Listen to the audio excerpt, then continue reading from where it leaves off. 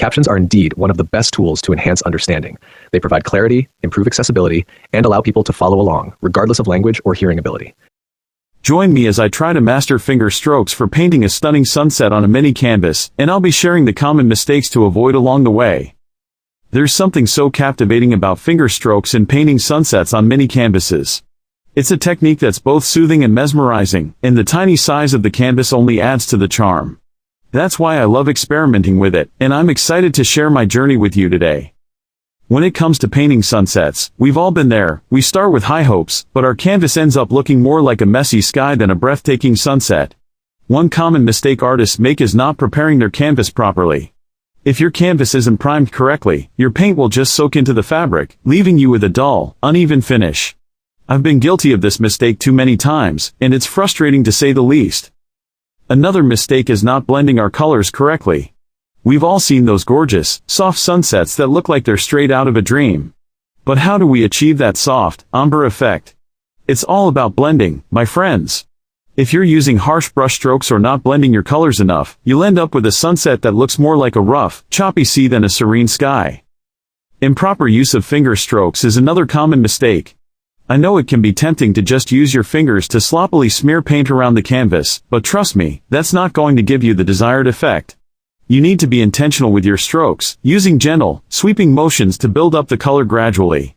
It takes practice, but the end result is so worth it. And finally, not layering your paint correctly is a huge mistake. If you're trying to achieve a deep, rich color, you can't just apply one layer of paint and call it a day. You need to build up those layers, allowing each one to dry before adding the next.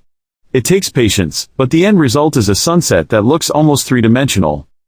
So, how do we avoid these mistakes and create a stunning sunset on our mini canvas? The key is to start with a good base coat. I like to use a warm, golden color to set the tone for my sunset. From there, it's all about building up those layers, using gentle finger strokes to blend the colors together. And don't be afraid to experiment. Try out different brush techniques, like using a dry brush to add texture to your canvas. Another technique I love is using a wet-on-wet approach. This means adding wet paint to wet paint, which helps to blend the colors together seamlessly. It can be a bit tricky to get the hang of, but the end result is so worth it. Just remember to use a light touch and don't overdo it. You can always add more paint, but it's harder to take it away once it's been applied. One surprising tip that has really improved my painting process is using a hairdryer to speed up the drying process. I know it sounds strange, but trust me, it works like a charm. Just be careful not to get the hairdryer too close to the canvas, or you'll end up with a hot mess, literally.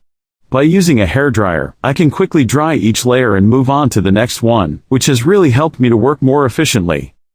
Another game changer for me has been using a reference photo. I like to find a beautiful sunset photo online and use it as inspiration for my painting. This helps me to get a sense of the colors and the overall mood I want to convey. And the best part is, you can use a reference photo to create a unique painting that's all your own. It's not about copying the photo exactly, but about using it as a starting point to explore your own creativity. By following these tips and avoiding those common mistakes, I've been able to create some truly stunning sunset paintings on my mini canvases. And I hope you can too. Remember to always be patient, take your time, and don't be afraid to experiment. With practice, you'll be creating breathtaking sunsets in no time. In today's video, we covered the common mistakes to avoid when painting sunsets on mini canvases, as well as some techniques to help you improve your skills. If you have any questions or want to share your own painting experiences, please leave a comment below. And if you want to learn more about painting techniques, be sure to check out my next video, where I'll be diving deeper into the world of brushstrokes and color blending.